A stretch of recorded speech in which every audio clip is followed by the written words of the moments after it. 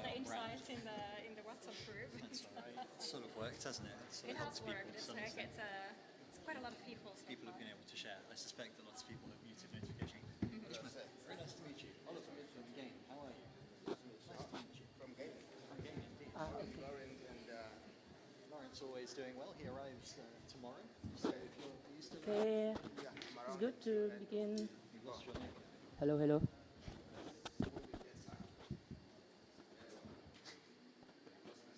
I don't know about that. I think it's because everyone knows you already doing an introduction. But yeah, Lawrence arrives tomorrow, and I'm sure we'll be happy to. Yeah, very good afternoon.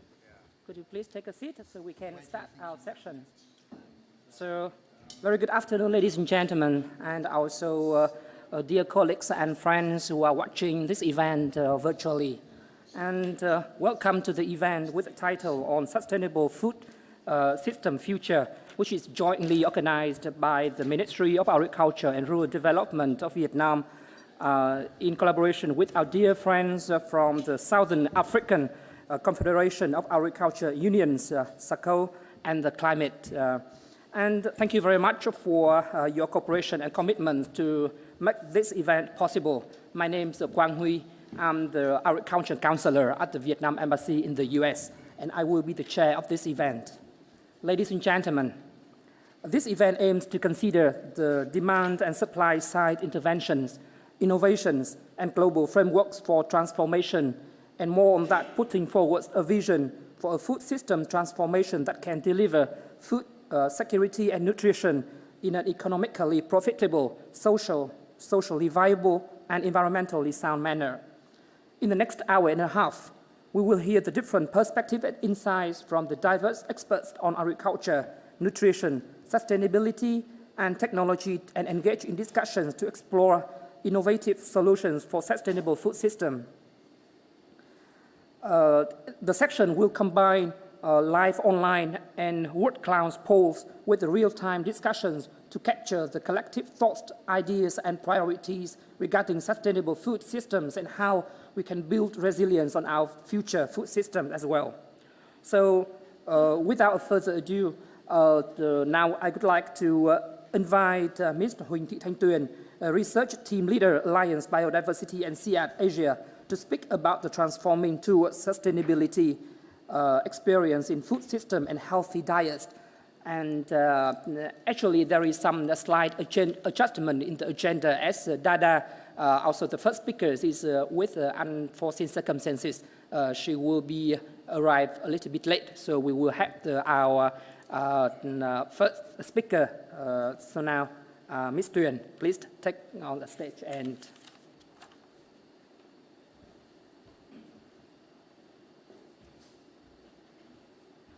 ladies and gentlemen, thank you very much for saving time joining together with us. My name is Tim from Alliance Biodiversity and SEAT. Because the time is short, so I would like to take you to the journey to understand more about the process rather than the detail. I put all the detail and all the material in the link. So if you are interested in the scientific product and also more detail, you can go inside to get that. And we still own the time to discuss. So today, I would like you to listen about how the Alliance Biodiversity and SEAT we use the healthy diet like the leverage point in the food system approach to make the food system transformation to sustainability. So why Vietnam? Because the project in several countries, but in Vietnam we have more advanced level. So we would like to share you the process because the process is something it takes a lot of participatory approach and also it going together with different stakeholders. And you may know Vietnam achieves a lot of achievements in terms of the socio-economic development. Besides that, they still have some new challenges along with the urbanization and also with the new launch of the country, the GDP increase. That's about the double burden, and also right now we have the triple burden of malnutrition. So we talk about not stunting anymore, but also micronutrient deficiency and also overweight and obesity. And it's quite complicated because that's along the project. The country, like the long country, they contain a different local food system. And also the culture, a very strong factor, rise the food system transformation. And along the transformation, we also recognize that the environmental footprint of the diet also gain more attention because some areas in the urban area, they consume more red meat, and it leads to the higher greenhouse gas emission. However, when we talk about healthy diets, it's not simple like we think because not all the consumer, they can afford the healthy diets. And our study also saw that 70% of the low income cannot afford that. So how can we still continue with the socio-economic development but still pay attention to the nutrition and health outcome and also think about environmental impact? That question is not simple. It will be the trade-off of food system, and it needs different evidence and also different engagement from different stakeholders and also different ministries in the country. So why food system? Because in the context of the country right now, they still have the different ministries stick with different sector. For example, here in food supply chain, we have Ministry of Agriculture and also Industry and Trade, and about the consumption more with the Ministry of Health. But we still lack of the, right now we still lack of the strong collaboration to create the food environment, the external environment of the consumer. So it can lead to the lack of the linkage of the consumption and production, and therefore different trade-off of food system can be held more trade-off in that. So starting from 2017, at that time, not many people think about food system because it's quite complicated in the context of the country at the national level, local level, provincial level. So how we start with that? We first downscale the food system framework at global scale up to the national and subnational level because we cannot talk to the ministries if we make the food system very complicated like this. We need to make it in the set of the indicator that's in their duty, in their task, so they can understand where they are and how they should work together to contribute to different outcome of food system. And along the process with that, we use this framework, and with downscale, we make in the rural, peri-urban, and urban food system. We saw different indicators. We talk with different, like our local authority and also the stakeholder along the process. We develop the set of indicators specific for each site. And based on the information in the local way. So that means talk in the way they understand themselves, they know their own, and they know how they would like to go together to sort out what's the food system issue, the solution of food system. Fit in diet for based on that step, we have the lab report to go.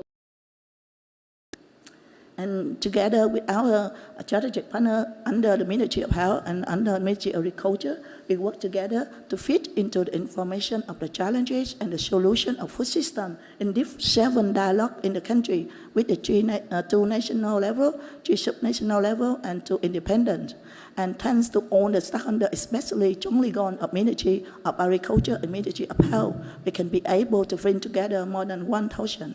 And Ministry of Agriculture and Ministry of Health together on the ministry, they feel more important why they should work together to make the outcome in nutrition and health, socio-economic, and also environment.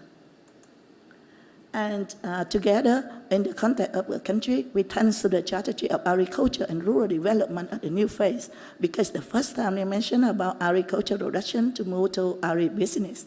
When they move that, they need different sectors work together, different ministries work together, and also the involvement of different stakeholders, not only in the country, but also other, like global level. So that's the lab report, so we can be able to integrate food system and healthy diets inside the they call sustainable food system transformation national assembly as a tool to achieve the objective of the strategy. Also understand that capacity building is crucial in the country because the process can take longer time, and it's very important to build up the capacity. And that's the thing we are doing, the role of SME, etc. So we're not only based on Square, but also think more about. So we also start a new project on food system that's what in ASEAN countries. And we show how the top indicator to stick into different ministry to know where they are, how they would like to be, and they can make decisions along the process to contribute to achieve minimize the trade-off and maximize the synergy of different outcomes with the engagement of different sector, different stakeholders at different level, not only at planning but also implementation. And we still have many things to be shared. We don't have time. If you're interested, you can go to the link to get the material. Thank you very much.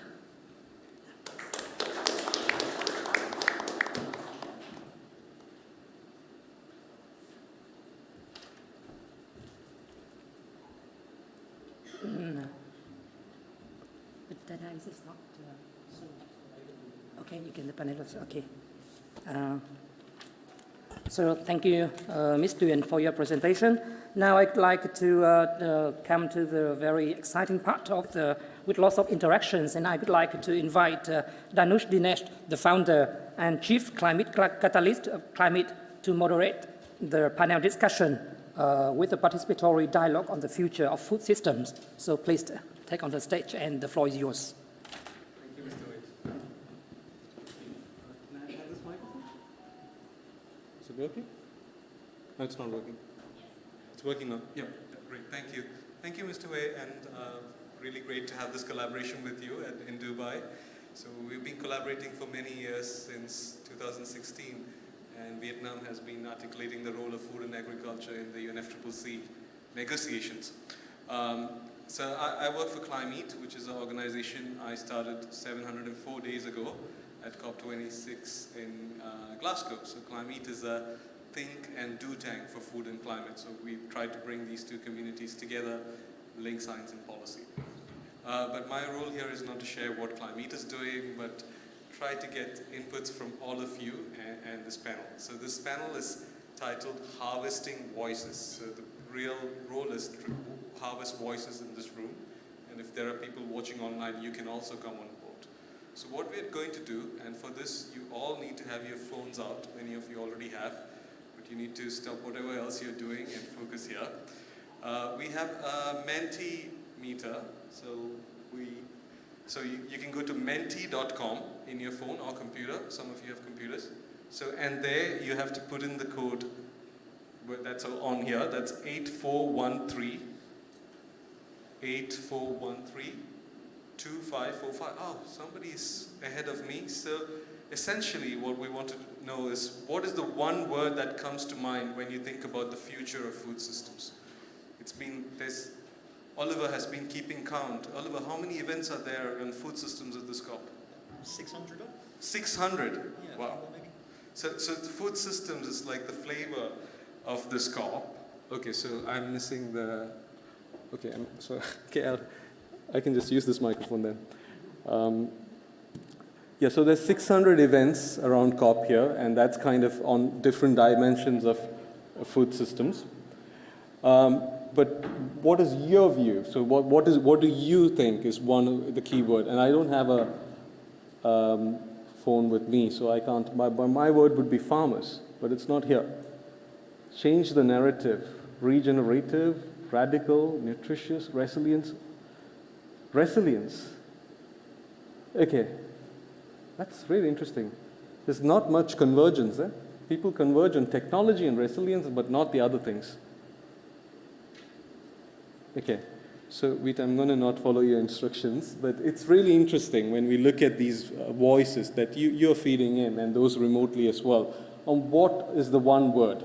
And the food system is very complex, but so you can't define it in one word, but let's try to unpack what some of these things mean. So we have a great panel here who's also representing different voices. So starting from the far right, so we have Ishmael Sunga from the Southern African Confederation of Agriculture Unions, which is a membership organization of over 16 million farmers in Southern Africa. So we have a farmer voice.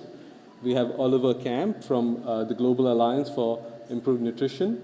So also an NGO, but working on nutrition issues, but he's the climate lead there. Then we have Salla from Paulig. Paulig is a private sector company, but they are consumer-facing companies. So we also want to bring in the perspectives of consumers in that side of business. We have Puri from the International Fund for Agriculture Development, IFAD, which is an international financial institution, as well as a UN organization. And we have Bruno from Brazil, from the Ministry of Agriculture and Livestock, where he's the Director for Sustainable Production. So from a government perspective. So what we want to know from you is, what is your one word? So let's go quickly on the panel. What's your one word? Bruno, what would be the one word that comes to your mind? Is it working? No. Yes. Okay, now. So good afternoon, everyone. Thanks, Dhanush. My word is resilience, and I'm glad that so you agree. It's there. Why is that? So, it's estimated that we are losing at least $6 million per hour due to global warming, anthropogenic global warming. Agriculture is one of the main sectors affected by those events.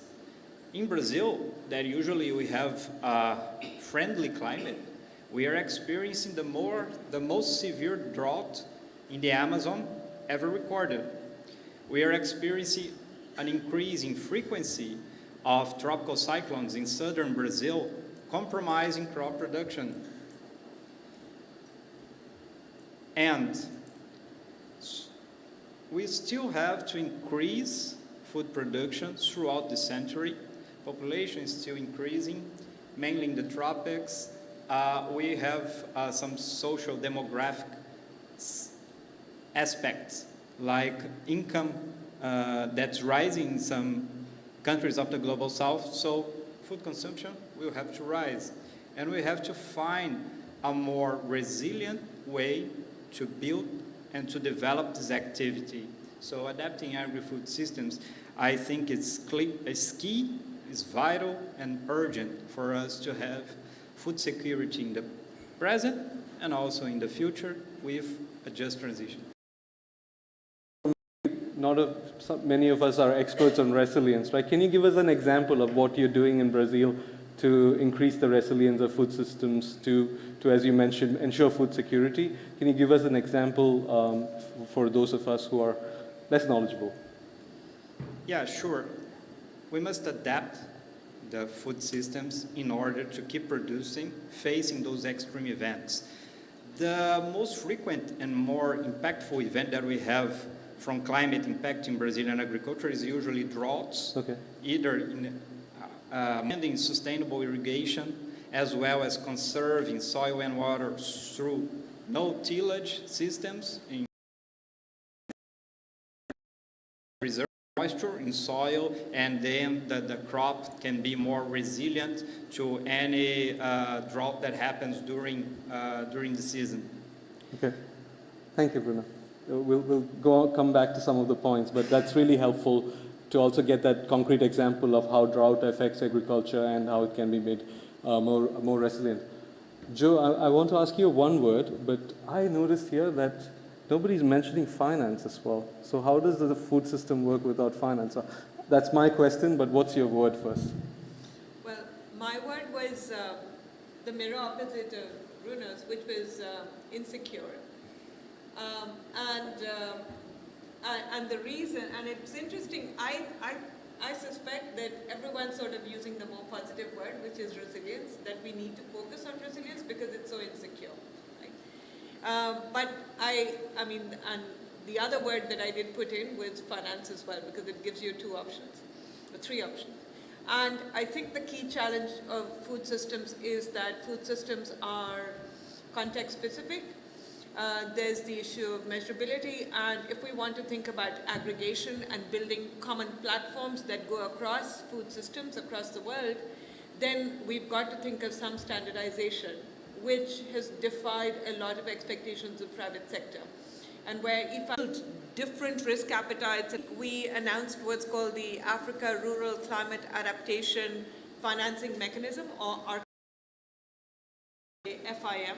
And the idea is that we bring in different kinds of investors with different kinds of appetites. So one, it's a $200 million platform. And the idea is that it's located in Kenya, Rwanda, Tanzania, and Uganda. And really to on-lend onto farmers and get to, I understand that the number of farmers is more than 700,000. But the idea is really to on-lend while bringing in financing from different sources, which include bilateral sources of financing. We've also got commercial sectors, so Equity Bank itself is putting in $90 million. Bilateral donors include the government of Denmark as well as the government of Finland. We've also got the Nordic Development Fund, and of course, as IFAD, the International Fund for Agricultural Development, we are also putting in skin in the game in terms of technical assistance.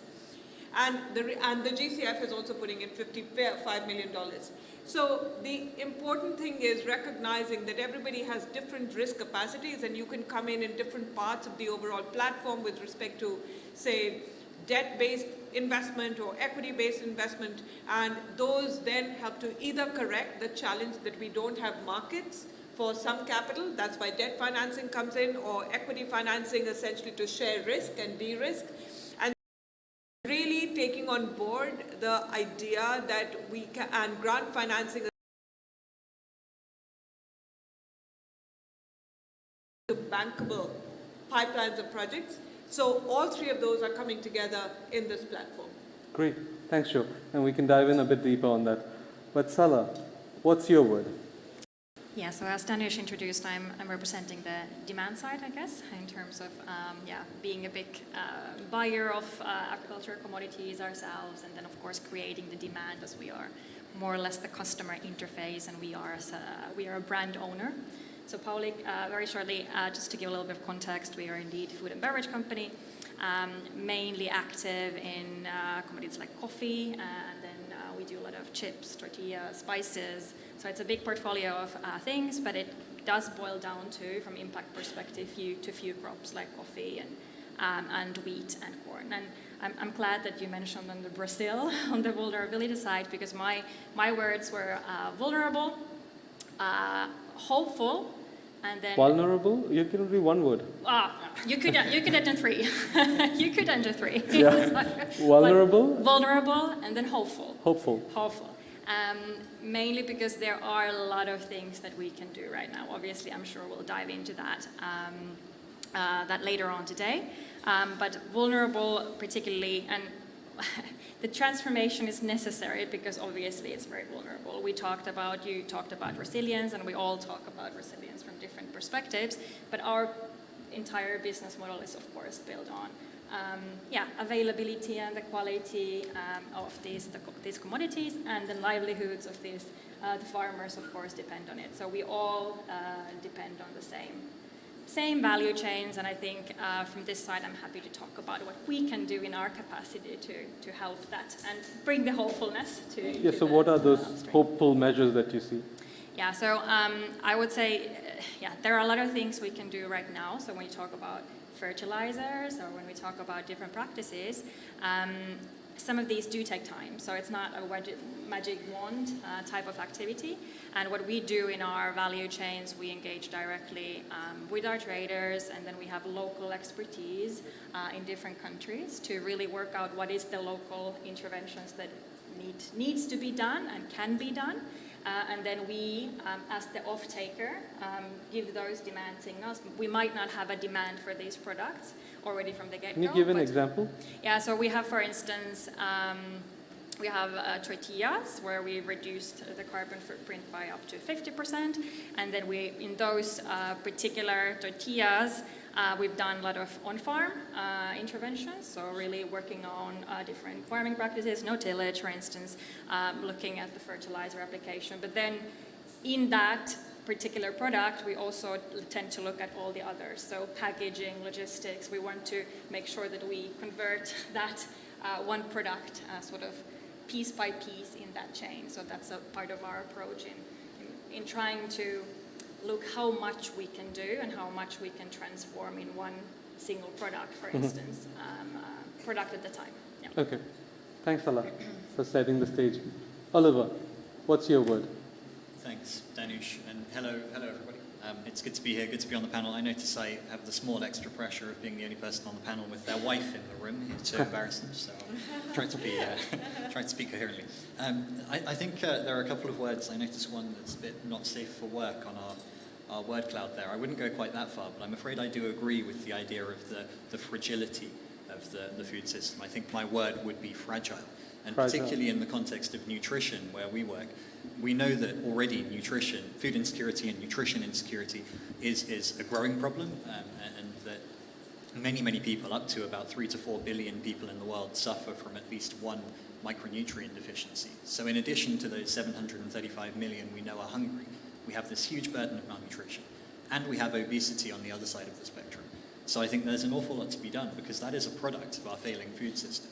And we need to strengthen, reinforce, bolster that food system through different pathways. And I'm sure you'll ask me for an example in a minute. I think a big part is policy, which we'll come on to in a minute, and the way that needs to be strengthened. The entire way our food systems are managed and governed, the laws and the regulation that manage how we control our food systems. But also other issues around how we support food value chains so that they can deliver nutritious foods to people who often don't have huge purchasing power, especially in the context where game works. How can we make sure that those nutritious foods are getting through? And that's really where we focus our attention. So. Yeah, but Oliver, nobody's mentioned policy here. No, and I think that's, it's not the glamorous side of food systems transformation, is it? But I think it is certainly the first step. We have to have coherent governance. We have to have good coordination. I was pleased to hear from Vietnam that it's this idea of working across different ministries, departments, and agencies. It's about bringing health together with climate, with agriculture. And that's what we've seen with the Emirates Declaration this week and the Leaders' Declaration on Health as well.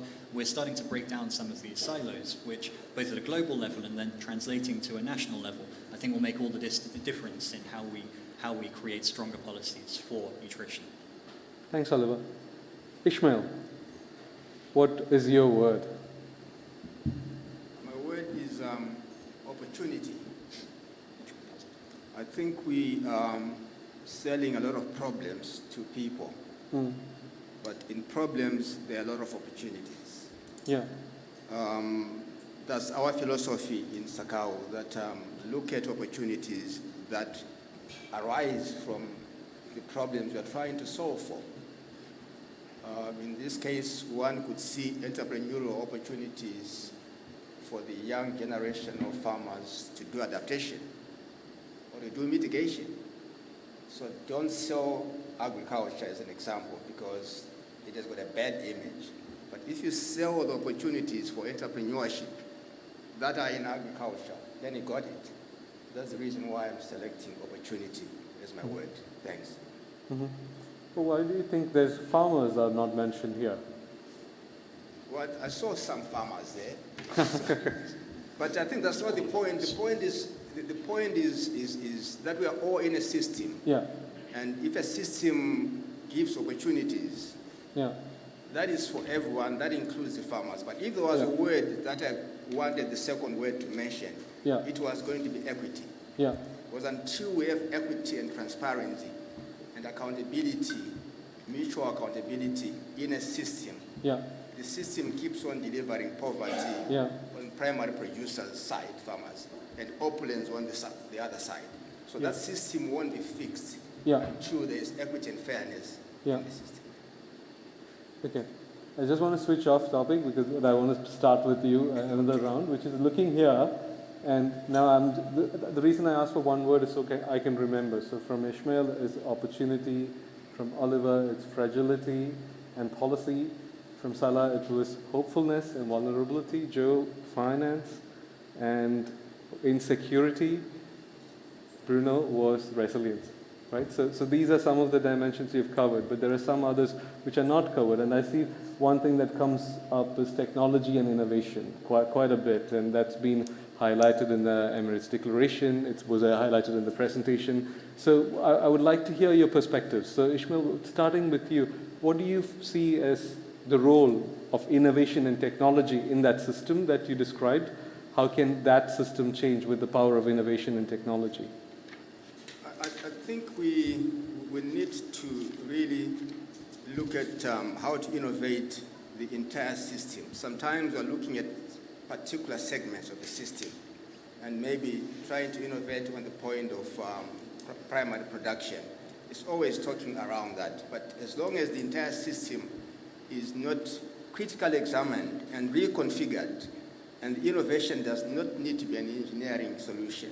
It could be a policy solution. It could be a workflow solution. But the tendency has been that one, we look at it as a research issue, not as an engineering issue, maybe much more as a research issue, not as an engineering issue.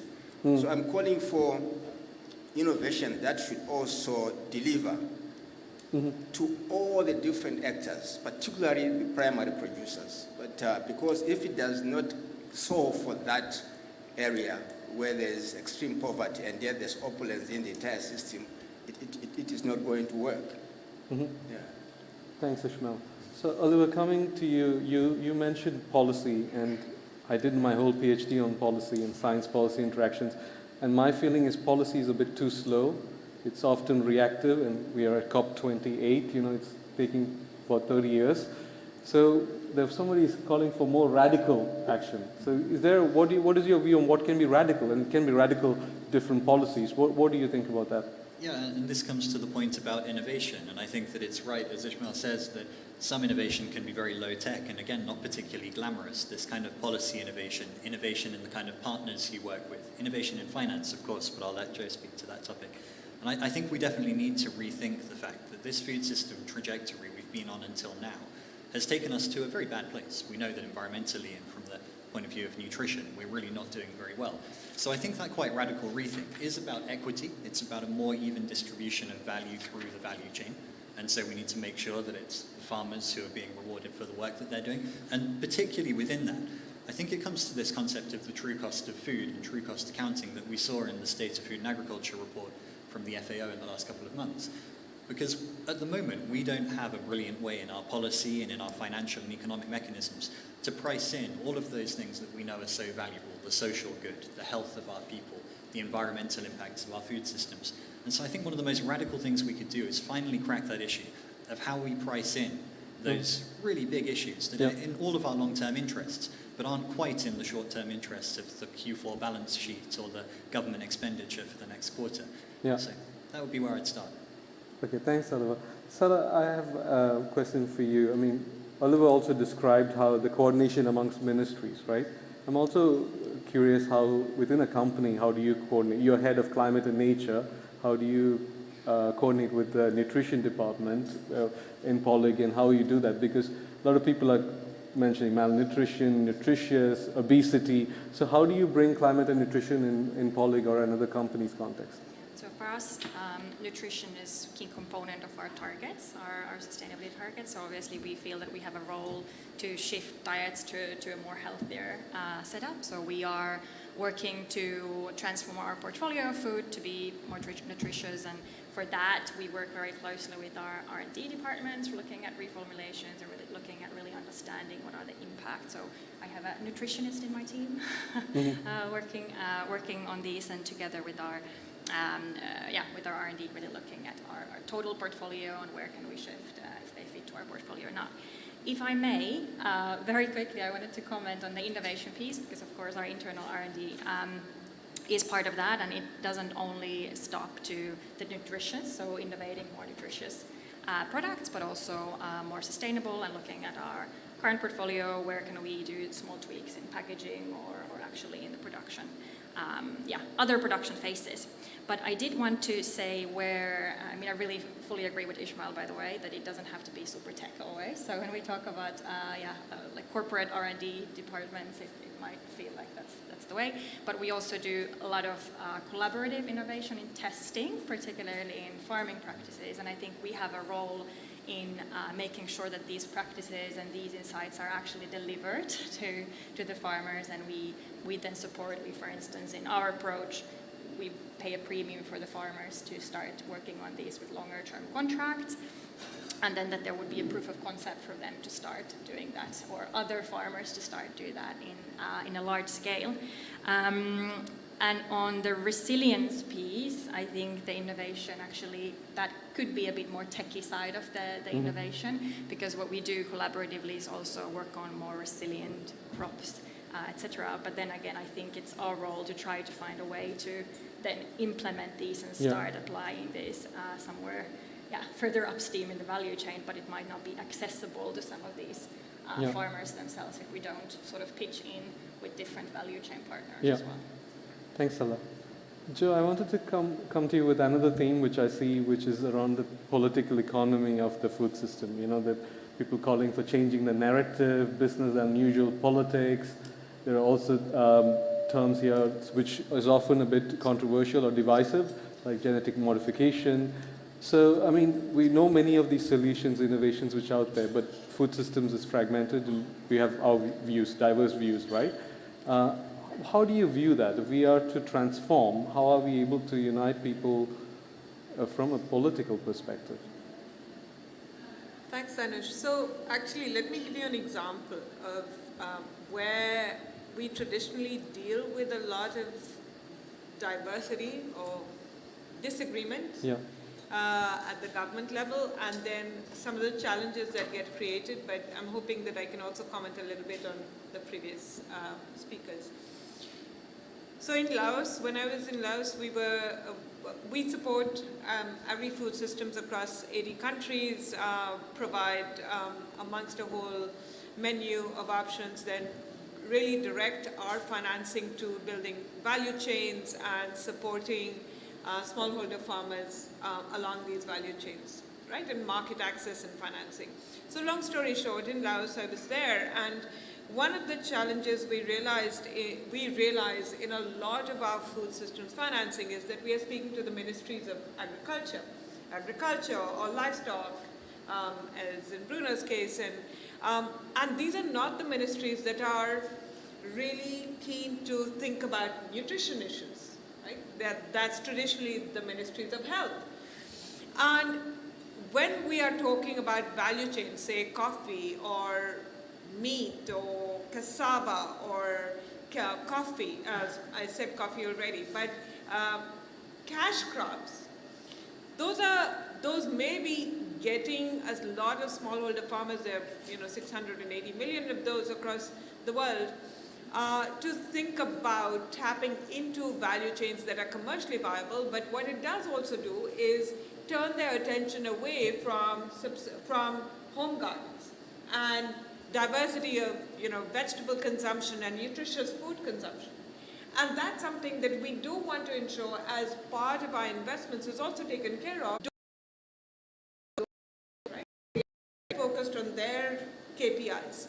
So then we have to work, and this was true for Indonesia and many other countries that we work in, lending. So you have to take loans, essentially, and the government has to repay. Knowing a generation of people that's going to be healthy. But the lack of communication across ministries also means that that process becomes transactionally hugely heavy for us, because again, we're speaking to the Ministry of Finance as our first port of call, because that's how our loans are going through into countries, right? So there's an entire diversity of actors that we've got to work with, and not everyone is engaged on the same topic. Sorry, I just want to talk to something that Oliver and Salla spoke about. This is not just true within the policy, the traditional policy framework. If you look at the World Benchmarking Alliance report, the 350 companies that were featured there that account for half of the overall global GDP with respect to food, very few companies actually pay attention to the nutritious and health content and spillovers of the products that they are putting out, and seem to integrate it in their own thinking strategically. And I think that's where the role of public policy has to lie. It has to be to nudge this entire system and the quantity of finance that may be coming into food and nutrition into quality financing. And public institutions are the only ones that have the incentive to do that. Thanks, Joe. Bruno, one final question to you, and then there are two more questions. But to me, the conversation seems to move towards the role of ministries and coordination. Oliver mentioned that, Joe mentioned that. You're sitting in a ministry in Brazil. How do you view that from your side? Is that working well, or what are the challenges you might face, and how can other stakeholders help you? It's not all on you as well. That's a good question, Dhanush.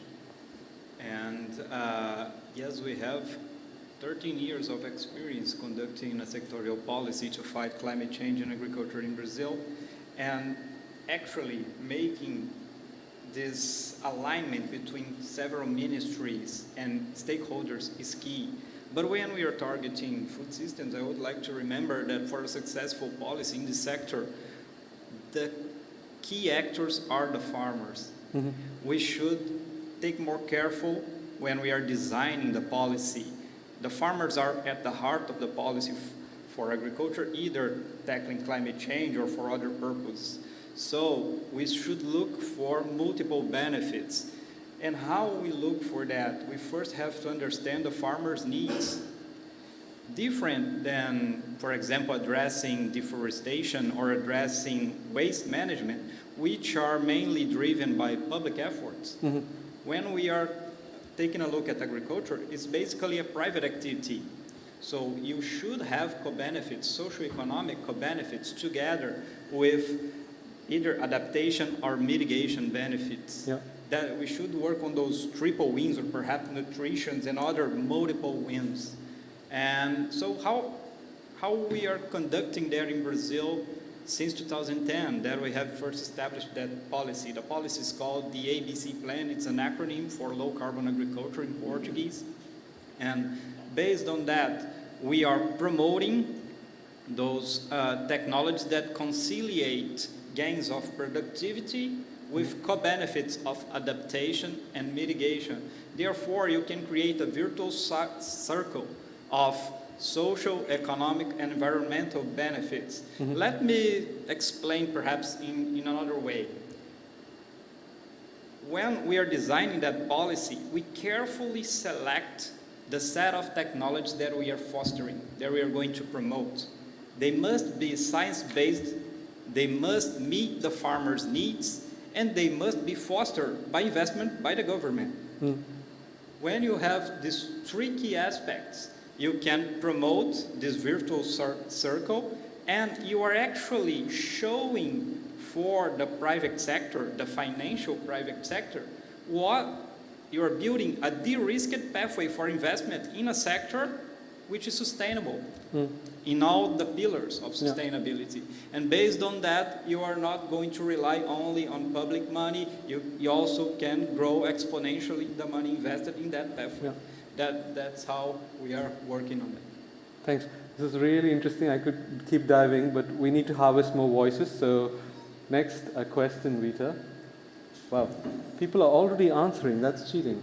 But thanks for doing that anyway. But if those of you who have not answered, please go to Menti again. The code. Does anybody not have the code? Okay, everybody can see it. So this is, which stakeholder group do you think plays the most significant role in driving sustainable food systems change? Wow, policy. Private sector and business. I'm a bit disappointed research doesn't come up higher. Wow, policymakers, wow. That's interesting. And very little power for consumers and individuals. That's interesting. And international organizations, zero. Joe, you need to vote for it. Well, clearly, I think we need to do a better job of advocating, but I feel very optimistic that it's actually government and policymakers and not as much research or private sector, actually. Yeah, I like that. Why don't you share your reflections a bit more? Why is that you see the emphasis on governments and private sector might be more transformative? Is that how you see it? Yeah, I think because private sector, and we all know that, there's a central metric that takes the private sector and commercial interests forward, which is return on money. But return on investments shouldn't be the only thing that guides you, and we've got to look at the global good nature of also nutrition. And that's why I think that the onus should lie and the accountability should lie on government and policymakers to then say, well, why aren't you changing the landscape of incentives so that private sector that does not invest in both accounting for the negative spillovers with respect to the environment, nutrition, etc., and or if the private sector is not investing in health and nutrition, then they need to be penalized.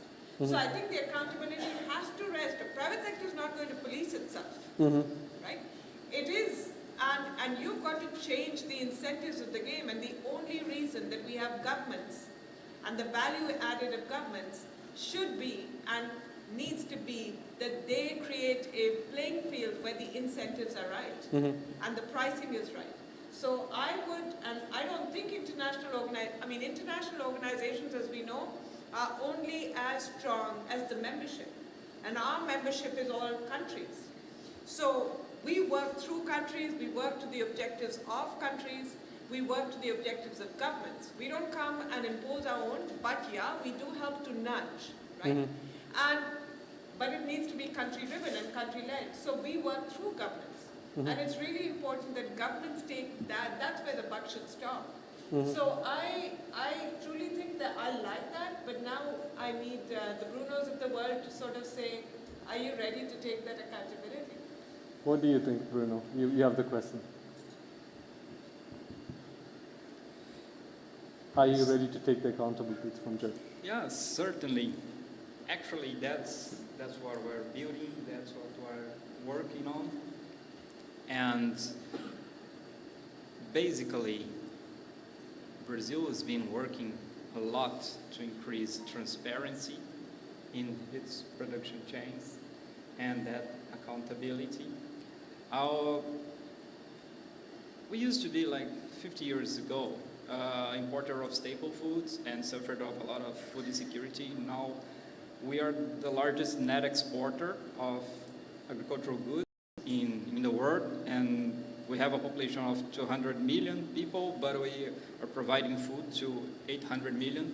So we are aware of our responsibility, and that as policymakers, what we are conducting and integrating with the sector in order to have supply chains that complains.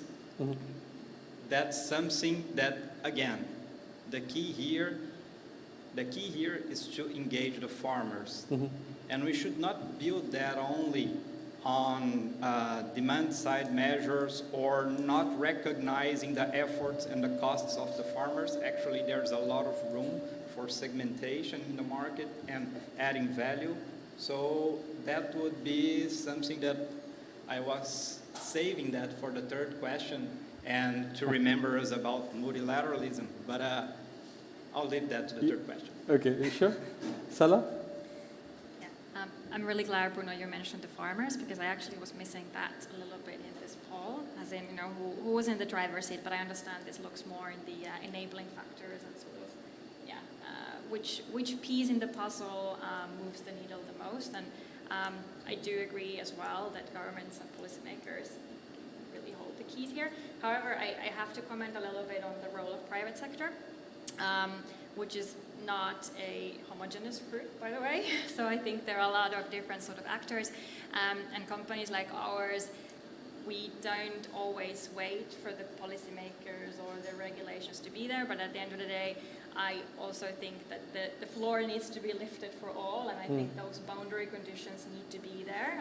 Otherwise, we all know that it might not be that easily adopted, and there might be different market mechanisms in that way.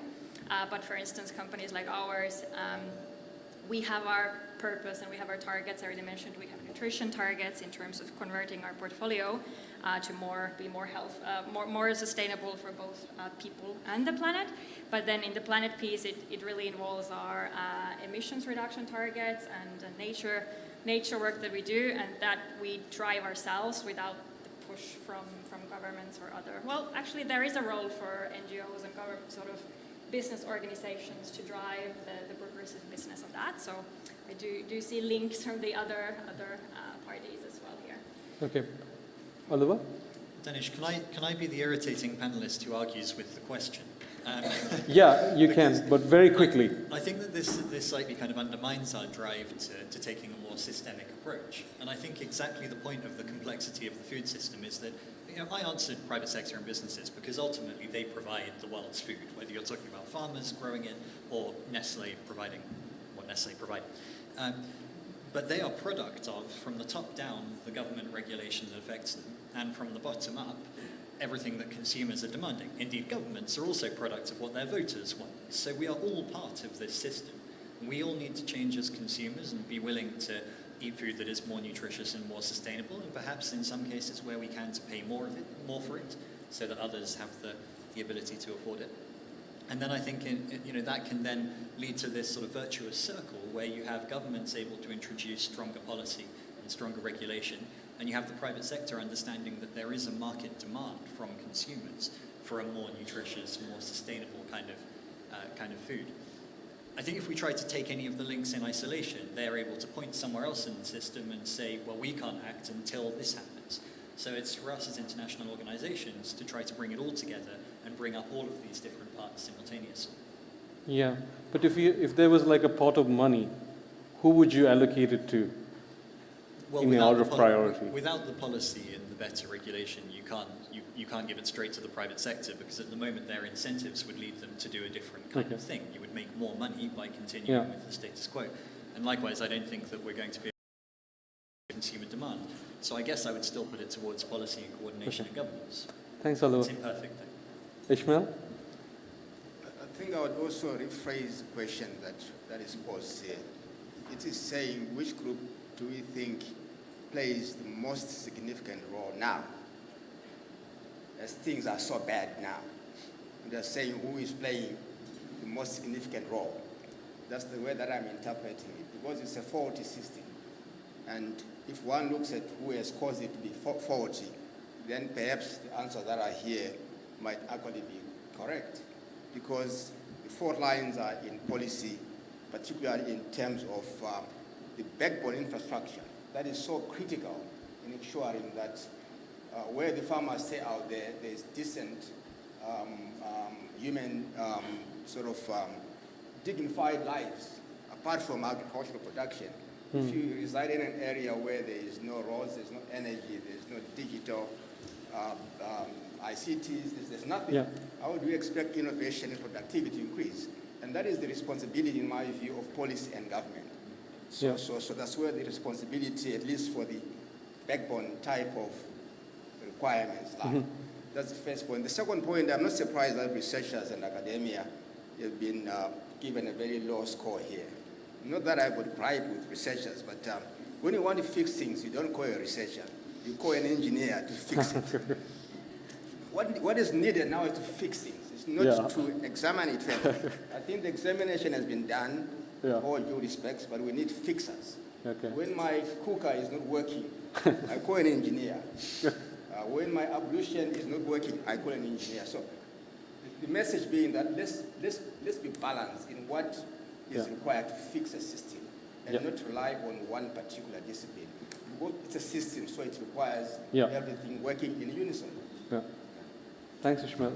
I'm running behind time, so let's go to the third and final question. What should be the top priority for policymakers working towards sustainable food systems? I think it fits in quite nicely. We didn't know that you would all prioritize policy making so much. So now policy making is high priority. So what are the priorities within policy making that you see? Can you go back to your Mentimeter and for subsidies removal, monitoring systems, pricing in externalities? Oh, there are a lot of ideas here. Self-reflection.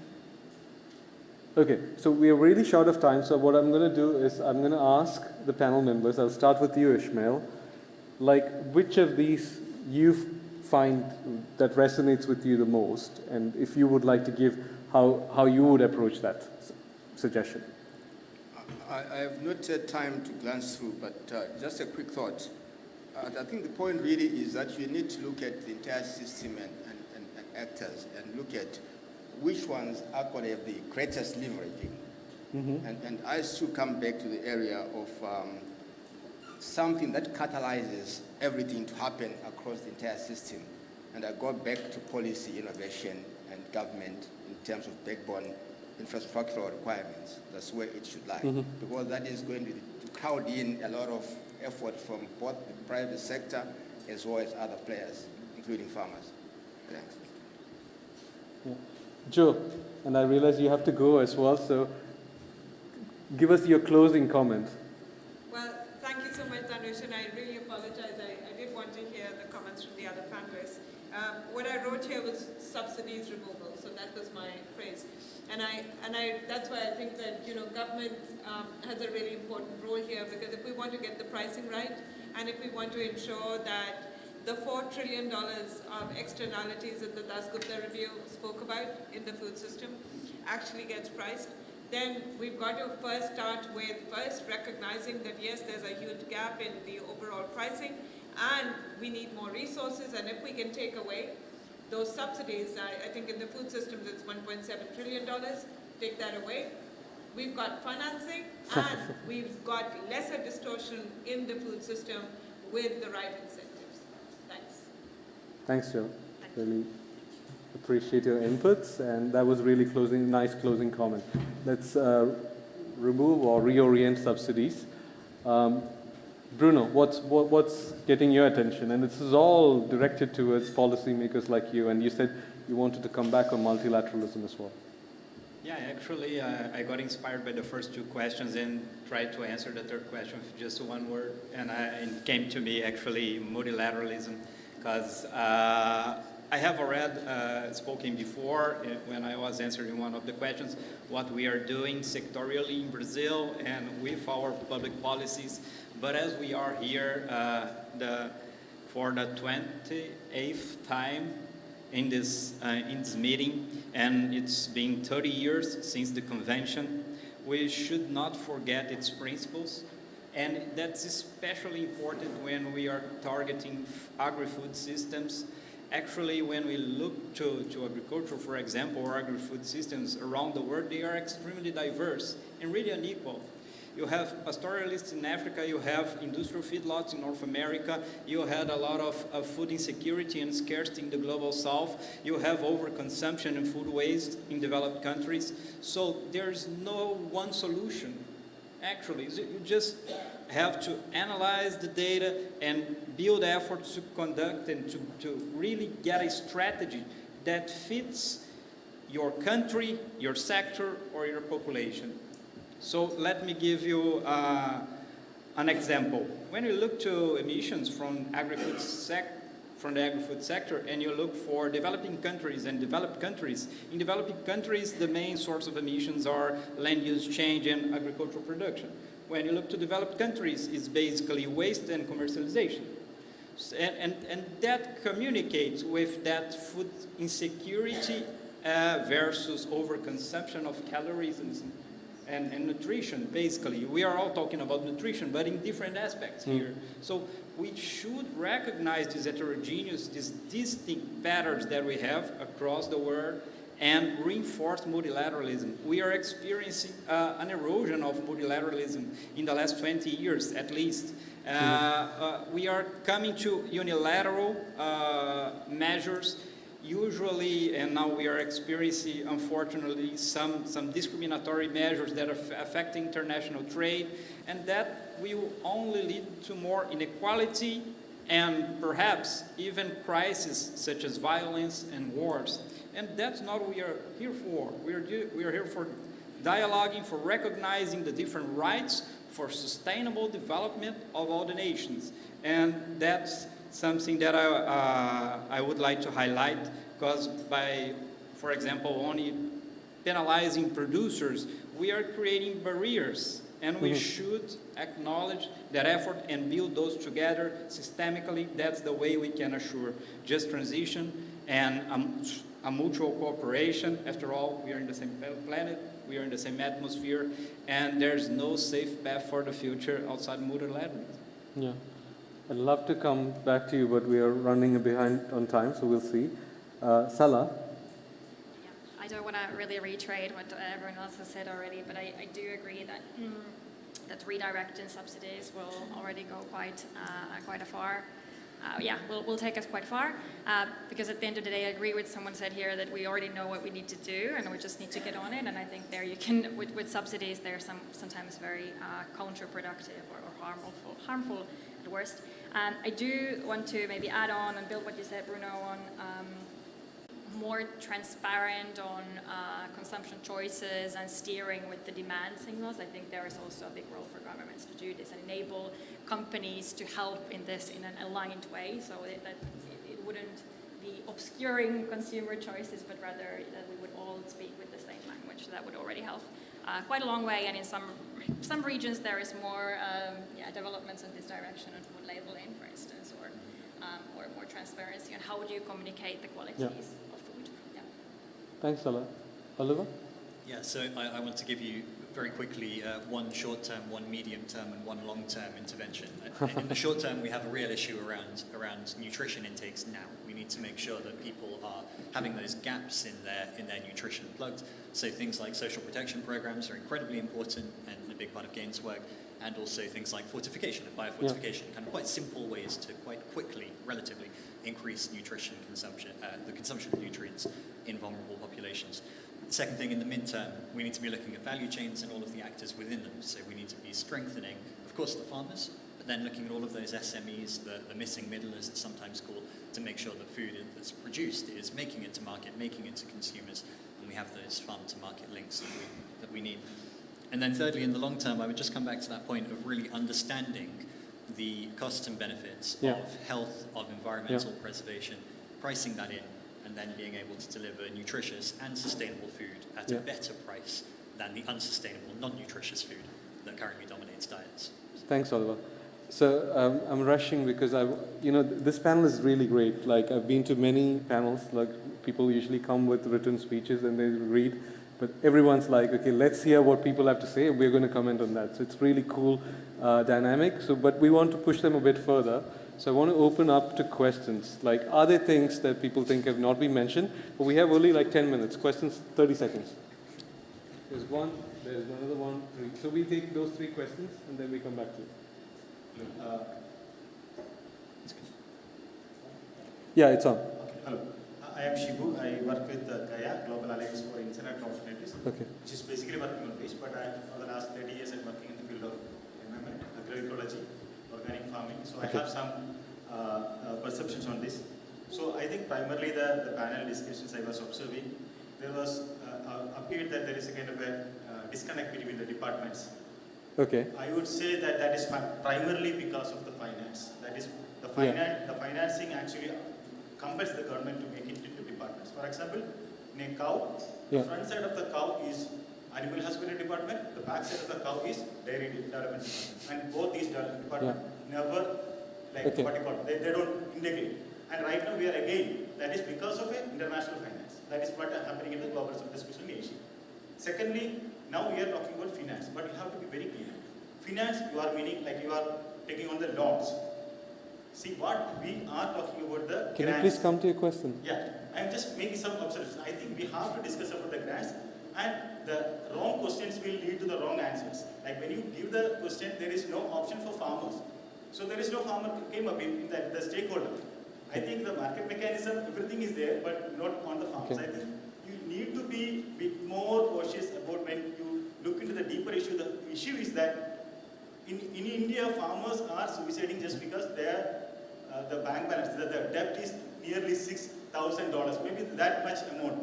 If we can clear it with a kind of a financial mechanism as a grant, not as a loan. So that is something we need to discuss. I think all the loans can be discussed in global, like what you call World Economic Forum, not here in the what you call climate adaptation thing. Thank you. Yes, please. Thank you so much, and thank you for this opportunity. I think I'm Manes Carter from the Farmers Union of Malawi. One of the critical area that is also sustainable in the food system from the farmer point of view is investment in production and processing. The second one that I wanted to comment and contribute is the issue of policy. We need our policies to be harmonized. If you notice, most of the policies, they don't speak to each other, especially the food production and the food policies. Thank you. Thank you. One question. Thank you very much. My name is David from Ghana. I just talk about companies. There have been a lot of debatable topics concerning genetically modified foods. Genetically modified foods. And most people have the opinion that it have some effects on human health. I want to know that, based on their perspective, do they think that this particular approach is quite prudent for individuals to consume? Is that the pathway for sustainable future. Which particular approach? Genetically modified foods. Okay. Thank you. Okay, so open, Oliver, you want to go first? Then Ishmael. Try to be very brief, but on policy coherence, both our friend from India and from Malawi, absolutely. And we have a large program of work in 12 countries where the first step to everything that we do is to kind of establish the coordination across ministries and departments. But you make an interesting point about the finance. If the finance doesn't match up, both at national level and international level, then that is still a big blocker. Jo and her team at IFAD are doing some work on something called the 3FS tool, which helps you to analyze financial flows to food systems within a country and then to allocate it more efficiently. So I think that this is the direction we need to go in. Yeah. On GMOs, very quickly, because it's a controversial issue, I think the science isn't terribly controversial and that it probably doesn't have a terrible health impact to be consuming GMOs, but let's operate in the realities of where we are. Firstly, there are issues to do with the kind of corporatization of the food sector and who controls the supply of crops and seeds and so on. Mm-hmm. And secondly, there's a consumer acceptance issue. If people don't want to eat GMOs, if governments aren't happy with GMOs, let's not force GMOs on people. We can do enough with regular breeding practices and with the indigenous knowledge and the approaches that have helped us to survive this far. Thanks, Oliver. Ishmael? Right, I'll start with the finance, and I always say finance is the enabler of most things, and some of them are bad things and others are good things. Mm. So it becomes so strategic as an area to focus, because if it is producing a value chain, it's financing a value chain that is going to be hazardous to human health, then it should also be made accountable. It cannot be that the other players are accountable and it becomes itself isolated.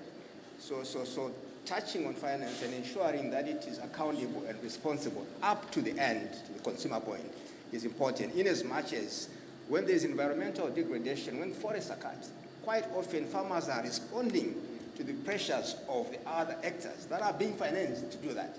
And guess who becomes the only problem? Is the farmer.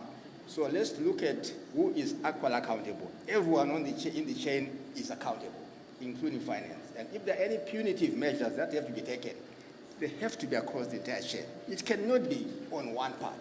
I think we really need to be a bit innovative in the way that we conceptualize how things good and bad happen. Quite often there's one factor behind it. It's the financing piece. But it's a sacred cow in many ways. But sacred cows sometimes have to be discussed. Yeah.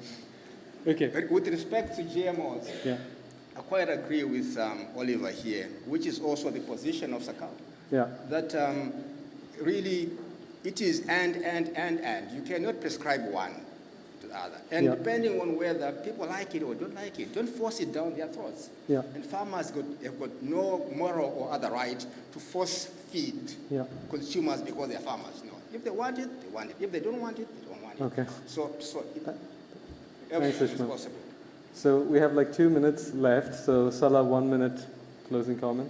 To be honest, I think it was mainly on policy discussions. So Bruno, please go ahead. I can add it. So you have 2 minutes, Bruno. You've got it 1 minute from the private sector.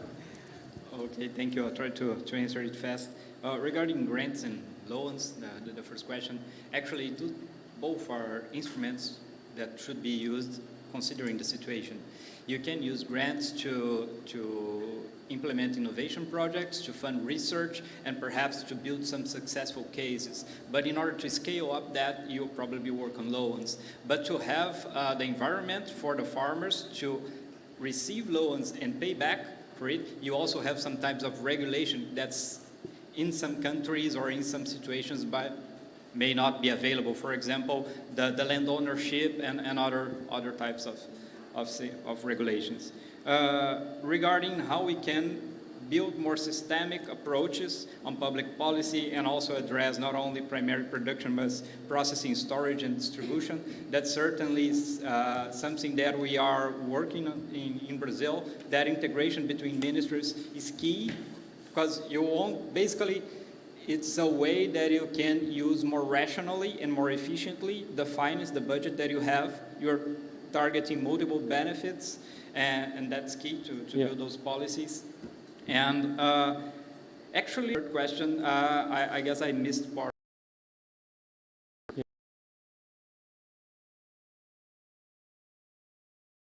so maybe we stop now, but you can chat with Bruno or other panelists afterwards. We are going to now have a small change in program because our opening keynote is going to, speaker has arrived a bit late because she's incredibly busy. We have Ms. Imelda Bacudo from the COP28 Presidency. She's Senior Advisor on Food Systems, and she's been mobilizing countries, and we've got 134, is that the number? Countries endorsing the Emirates Food Systems Declaration. And she was going to come and tell us about this at the beginning, but now, Dada, what I'd like to ask you is, you've heard what people in this room are saying, how this relates with the Food Systems Declaration. Please. Thank you, Dhanush, and thank you, everyone. And sorry for being late. I should have, from the presidency, I should have known the map better, but it's super big, so apologies, everyone. So I'll make this quick. I wasn't part of the poll earlier, and I wanted to give my own words to the poll, which is a group of words, because I couldn't find on Google one word for this, which is meet each other halfway. If we really want to have transformation on food system, I think we need to meet each other halfway.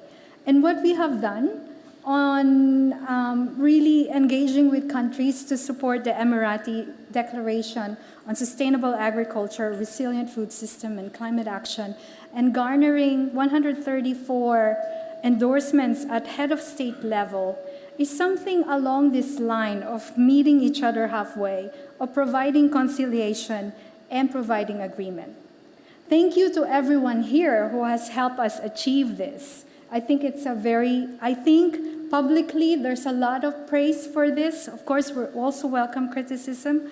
But so far, I think this is a very good exercise in showing this meet each other halfway. It was difficult. We've got NGOs who all have interests. Oh, we want nutrition. Where's nutrition? I don't see it here in this document. We don't see nature positivity. We don't see gender, indigenous people. And then we've got very tough countries. Bruno, there, representing here. Thank you so much for endorsing the declaration.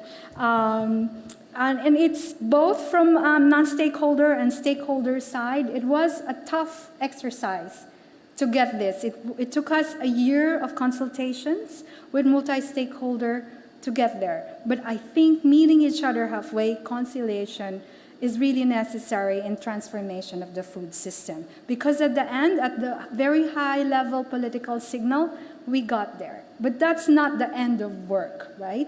And also, this kind of conciliation and agreement is not just manifested or seen at the state actor level or at policy level. I'm also handling a farmer-centered event that will open Food Day on December 10. And the farmers are also saying, oh, that group, their approach is not the best. We are the best. You know, everybody's saying this. And this whole UN process is about coming together because everyone is agroecology is the best, climate smart is bad, regenerative agriculture is for businesses and that's evil. So we get all of these, but how do we come together here? So I just wanted to say that while some of us also think that COP is a circus or a show or a movie, and a circus, there's too much going on. There's also the convening power of the presidency, which I mentioned earlier. We managed to calm things down and put together and say, okay, this is maybe agreeable to many. So this is what we have to think as we move forward in transformation. It's really meeting each other halfway, conciliation and agreement. But I'm a little bit sad, that's why I'm late today. I'm a little bit sad, my blood pressure is up. Last night we stayed till 11:30 at the negotiations room, and we didn't reach any agreement. I see you shaking your head. We didn't see any agreement at the negotiation process. We tried to say for agriculture, the only area within the convention for agriculture is the Sharm el-Sheikh Joint Work on Climate Action for Agriculture and Food Security. And we ended in a deadlock and there's no conclusion. So this is beyond also the power of the presidency. This is party-driven, and it's going to take a long time for us, I think. There are processes that are slow, and there are processes that are quick if there's really high-level signal behind it. So I think these are all my messages. For the disappointment in the result in the negotiation for agriculture, we're still going to continue. With myself and a lot of friends who are all working with us in this space, we are providing a support called the Sharm el-Sheikh Support for Agriculture Negotiations, because we need to bridge the gap between climate policy engagement negotiations at this level, because your polls show that policy is very important. We need to bridge this gap between existing climate solutions for transformation in the food system and the policy process. So the presidency also came forward to offer a little bit of support in this area that's beyond us. But lastly, thank you so much. There are so many behind the scene, within the success of the Emirati Declaration, with 134 heads of state level endorsement behind it, and more coming on December 10.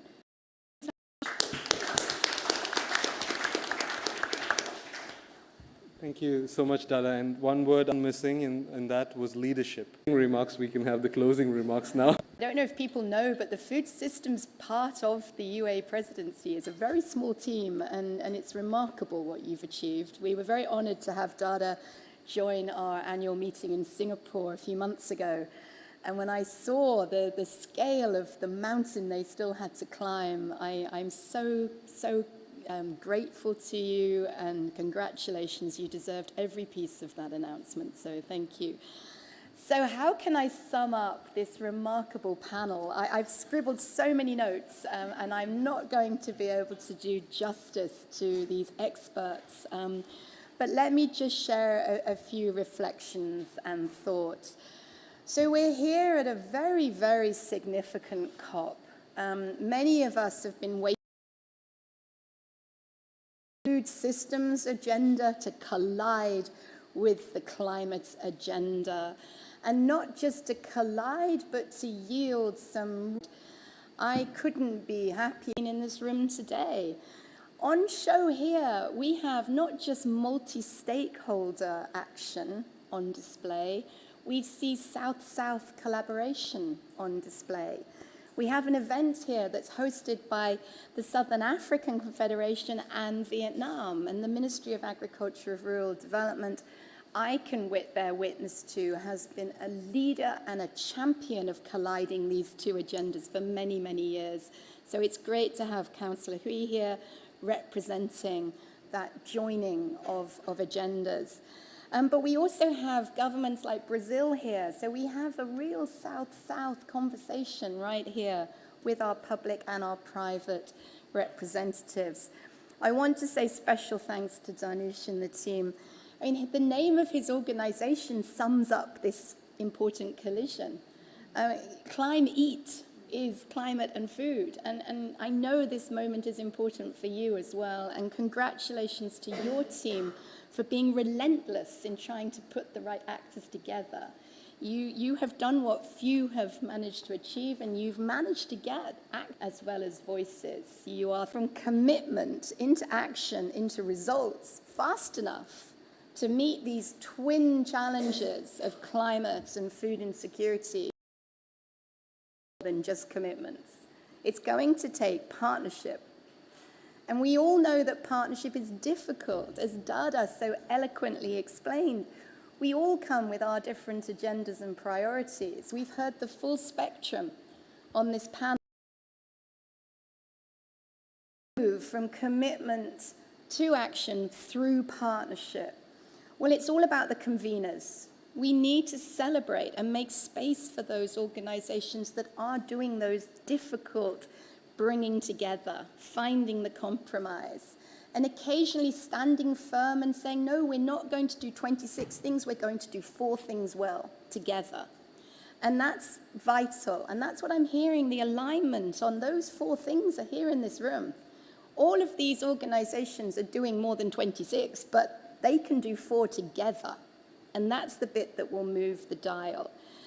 So we're hearing that we need a food systems approach. And we've been talking about this for many years, but finally I think we've now got some evidence to show that systems solutions are working. Really enjoyed hearing Tuen's present organizations like SEAT and the Biodiversity Alliance. And they are showing that they now have evidence. There is results to speak for that food. Drivers at the end, the pull of this is the consumer at the end. We know that if we don't tackle nutrition and consumer health, we're not going to fully realize a food systems and food secure future. But if we don't tackle the farmer and production challenges, we're also not going to deliver a future that is food secure. So who's in the middle? Well, it's governments. And I'm really glad, actually, that the audience voted that the number one actor in pulling us all together with the urgency that we need needs to be policy. And it starts this week with that head of state commitment, but that policy now needs to filter down through all of the ministries of agriculture, the ministries of health, the ministries of education, the ministries of finance that need to work together. And I'm delighted that we've got the multilateral organization to make sure that those technologies and innovations are getting into the hands of the people that are going to apply them to make this transformation. And that comes down to the farmers. The farmers at the moment lack the technologies and the innovations that they so badly need in order to transition their businesses to a more resilient and food secure future. And the only way that we can give farmers access to the technologies they need is through finance.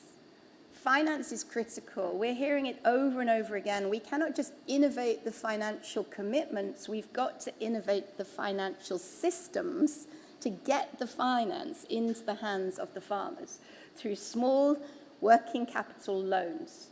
And we have not achieved that at scale in any way yet. Grow Asia as an organization was formed from a Davos moment. It's a joint venture between the World Economic Forum and the 10 ministers of agriculture in Southeast Asia, in ASEAN. And their vision was that we need pathways. We need global, regional, country, field pathways to put these solutions and finance into the hands of the hundreds of millions of small and medium-sized businesses that are going to be responsible for being more resilient. We can't make those businesses more resilient just by talking about being more resilient. We have to give them the tools and the finance so that they become more resilient. So I'm going to finish up by just going through the words that we heard. And I've put them in my own order because I think there's a little story along the words. So I heard insecure. I heard fragile. I heard vulnerable. And all of those things, some medium-sized enterprises at the moment at the heart of the food system. But then I heard opportunity. And I heard equity, because the system, as Ishmael quite rightly said, to be successful needs to yield the opportunities and the equity that will allow value chains to work effectively and pull through this transformation. And finally, because I have hope. I have hope standing here and listening to this conversation. I have hope hearing the results that we're already seeing. But my word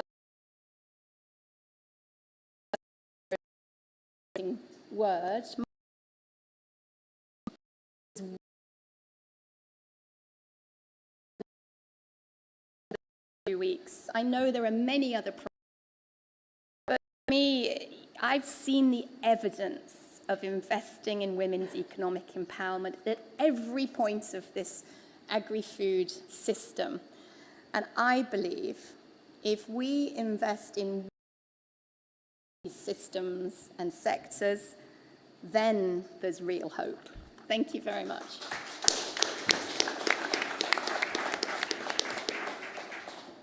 Thanks, Beverley. And I don't have anything to add in terms of content, but just want to thank especially the audience. You know, it was a bit of a risk for us, you know, trying to leave it completely open and count on your contributions. We haven't done it before, but thanks for stepping up and providing those inputs.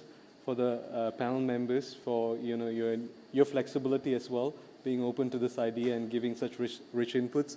To the speakers for bringing your and SACAU, who've been the ones hosting this together. And this is the food day, and there's 180 events. 182. Yeah, 182 events on food systems. So do go to all of them, but there is one particularly I want to draw your attention where we heard the voices, but we do come here on these 3 topics together with the Bezos Earth Fund. So do come along if that's of interest to you. Thank you.